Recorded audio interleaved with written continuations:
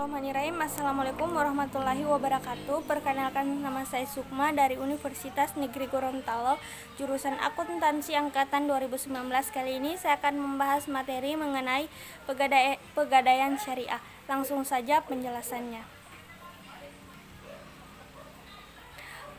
Materi pegadaian syariah terbagi menjadi 4. Ada pengertian gadai syariah, rukun gadai syariah, syarat gadai syariah, persamaan dan perbedaan gadai syariah dan konvensional.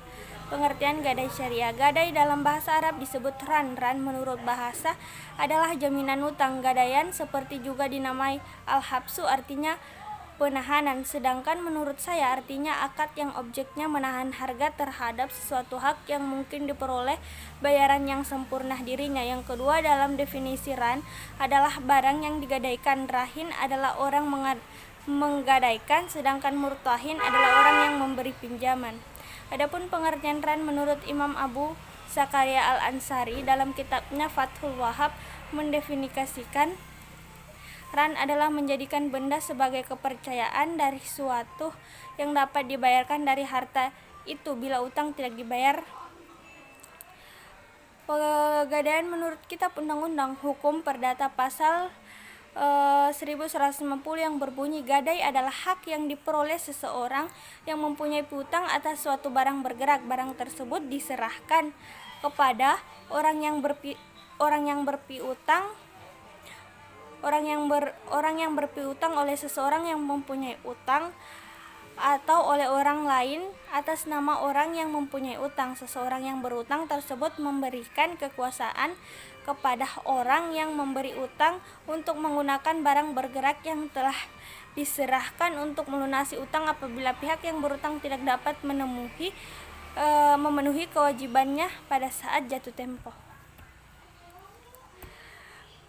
Rukun gadai syariah. Yang pertama, akid adalah pihak-pihak yang melakukan perjanjian. Yang kedua, marhun, barang yang digadaikan, yaitu barang yang digunakan rahim untuk dijadikan jaminan mendapatkan uang. Yang ketiga, marhum bin atau utang, yaitu sejumlah dana yang diberikan murtahin kepada rahin atas dasar besarnya tafsiran marhun.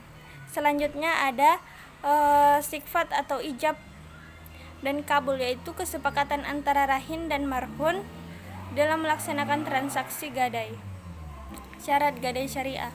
Dalam memenuhi transaksi ran harus memenuhi syarat-syarat sebagai berikut. Yang pertama itu syaratnya akid, baik rahin dan murtahin adalah harus ahli tabarru, yaitu orang yang berakal, tidak boleh anak kecil, gila, bodoh, dan orang yang terpaksa seperti tidak boleh seorang wali. Yang kedua, marhun bin utang. Yang pertama harus merupakan hak yang wajib dikembalikan kepada murtahin, merupakan barang yang dapat dimanfaatkan. Jika tidak dapat dimanfaatkan maka tidak sah, barang tersebut dapat dihitung jumlahnya. Yang C ada marhun atau barang, terbagi menjadi 5. Yang pertama harus berupa harta yang dapat dijual dan nilainya seimbang dengan marhun bin. Yang kedua, marhun harus mempunyai nilai dan dapat dimanfaatkan. Yang ketiga, harus jelas dan spesifik. Yang keempat, marhun itu sah dimiliki oleh rahin. Yang kelima, merupakan harta yang utuh, tidak bertebaran dalam beberapa tempat. Yang keempat itu ada sikdat atau ijab dan kabul. Syaratnya adalah sikdat tidak boleh diselingi dengan ucapan yang lain ijab dan kabul, dan diam terlalu lama pada transaksi, serta tidak boleh terwakili waktu. Persamaan dan perbedaan gadai syariah dan gadai konvensional. Apabila membandingkan produk gadai syariah dan konvensional, maka pegadaian syariah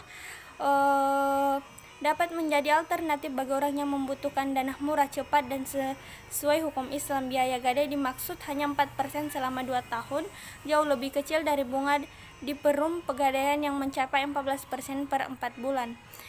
Keabsahan prinsip syariah dapat dilihat pada keputusan fatwa dengan Syariah Nasional Majelis Ulama di Indonesia tentang pembiayaan ijarah dan fatwa lainnya yang berkaitan dengan gadai. Persamaan antara gadai syariah dan gadai konvensional. Jangka waktu tempo yang sama-sama 120 hari. Jika setelah 120 hari si peminjam tidak dapat membayar hutangnya, maka barang jaminan akan dijual atau dilelang. Tetapi nasabah diberi waktu tambahan selama 2 hari karena belum dilelang. Dibuat dahulu panitia lelang. Pada saat pelelangan, nasabah masih diberi kesempatan dan tambahan waktu selama 2 jam jika ingin menebus barang jaminannya.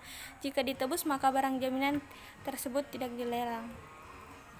Sedangkan perbedaannya mendasar antara pegadaian syariah dengan konvensional adalah dalam pengenaan biayanya. Gadai konvensional memungut biaya dalam bentuk bunga yang bersifat akumulatif dan berlipat ganda, sedangkan gadai syariah tidak berbentuk bunga tetapi berupa biaya penitipan, pemeliharaan, penjagaan, dan penaksiran. Jadi singkatnya gadai syariah lebih kecil dan hanya sekali dikenakan. Jadi sudah jelas bahwa ran boleh dilakukan karena kegiatan tersebut sudah pernah dilakukan oleh Rasulullah SAW.